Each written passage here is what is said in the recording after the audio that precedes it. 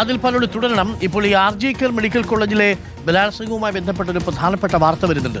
പ്രിയപ്പെട്ട പ്രേക്ഷകർ ഓർമ്മിക്കുന്നില്ലേ, കൊൽക്കത്തയിലെ RGKR മെഡിക്കൽ കോളേജിൽ PG വിദ്യാർത്ഥിനി ബലാത്സംഗത്തിനിരയായി കൊല്ലപ്പെട്ട കേസ്.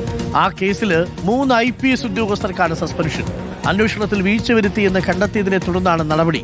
കൊൽക്കത്ത മുൻ പോലീസ് കമ്മീഷൻ ഉൾപ്പെടെയുള്ളവർക്കെതിരെയാണ് നടപടി എന്നതാണ് ഏറെ ശ്രദ്ധേയമായ കാര്യം. അതിൽ പലരോട് ഈ തെരഞ്ഞെടുപ്പിൽ ഈ RGKR മെഡിക്കൽ കോളേജിൽ അന്ന് ബലാത്സംഗത്തിനിരയായി കൊല ചെയ്യപ്പെട്ട പെൺകുട്ടിയുടെ അമ്മയടക്കം ജനവിധി തേടിയിരുന്നു. വലിയ കോലാഹലമാണ് ഉണ്ടാക്കിയത്. യഥാർത്ഥത്തിൽ മമതാ ബാനർജിയുടെ ജനപ്രീതി ഇടിയാക്കിയ ഏറ്റവും പ്രധാന സാഹചര്യം ഈ RGKR മെഡിക്കൽ കോളേജിലെ വീഴ്ചയായിരുന്നു. ആ പെൺകുട്ടിക്ക് നേരിടേണ്ടി വന്ന ദുരനുഭവമായിരുന്നു.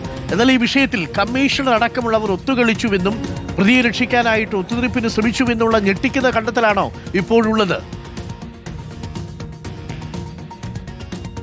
അരുൺകുമാർ, അങ്ങനെ തന്നെയാണ്. അരുൺ പറഞ്ഞതാണ്. രത്ന ദേവനാഥ് എന്ന RGKR മെഡിക്കൽ കോളേജിലെ ഇരയുടെ അമ്മ BJP ടിക്കറ്റിൽ മത്സരിക്കുകയും ബംഗാളിൽ ആകെ ഒരു ഇളക്കം സൃഷ്ടിക്കുകയും ചെയ്തിരുന്നു. അതിന് പിന്നാലെ ആ സമയത്ത് തന്നെ സുവേന്ദു അധികാരിയുടെ തെരഞ്ഞെടുപ്പ് വാഗ്ദാനത്തിൽ ഒന്നായിരുന്നു RGKR മെഡിക്കൽ കോളേജിലെ ഇരയ്ക്ക് നീതി ഉറപ്പാക്കുമെന്ന കാര്യം. ഇതിൽ 3 ഉദ്യോഗസ്ഥർക്കെതിരെ നടപടി വന്നിരിക്കുന്നു. കമ്മീഷണർ, കൊൽക്കത്ത കമ്മീഷണറായിരുന്ന വിനീഷ് ഗോയൽ, ആ സമയത്ത് ഡെപ്യൂട്ടി കമ്മീഷണർമാരായിരുന്ന ഇന്ദിരാ മുഖർജി, അഭിഷേക് ഗുപ്ത, അങ്ങനെ 3 IPS ഉദ്യോഗസ്ഥരെ സസ്പെൻഡ് ചെയ്തുകൊണ്ടുള്ള ഉത്തരവ് പുറപ്പെടുവിച്ചിരിക്കുന്നു. ഇതിൽ ഏറ്റവും ശ്രദ്ധേയമായ കാര്യം വിനീഷ് ഗോയൽ അടക്കമുള്ള ഈ ഉദ്യോഗസ്ഥരൊക്കെയും മമതാ ബാനർജിയുടെ അടുപ്പക്കാരായിരുന്നു എന്നുള്ളതാണ്. ആ സമയത്ത് വിനീഷ് ഗോയലിനെതിരെ വലിയ രൂപത്തിൽ ആരോപണം വന്നിരുന്നെങ്കിലും മമതാ ബാനർജി ഒരു തരത്തിലുള്ള നടപടി ഈ കമ്മീഷണർക്കെതിരെ സ്വീകരിച്ചിരുന്നില്ല എന്നുള്ളതാണ്. ഏതായാലും അധികാരം മാറിയിരിക്കുന്നു.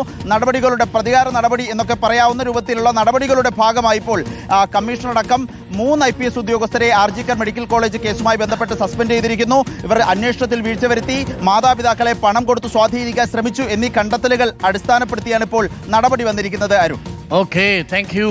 ആദിൽ പാലോടാണ് വിവരങ്ങൾ നൽകിക്കൊണ്ടിരിക്കുന്നത്. Thank you Adil Palode.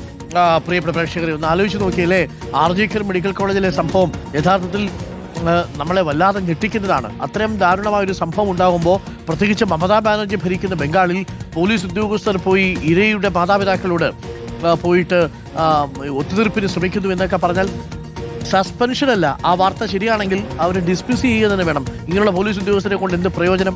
അതേസമയം രാഷ്ട്രീയ മാറ്റത്തിന്റെ കൊടുങ്കാറ്റാണ് ബംഗാളിൽ ഉണ്ടാവുന്നത്. PMC പദ്ധതിയിൽ ഒപ്പിട്ടിരിക്കുന്നു.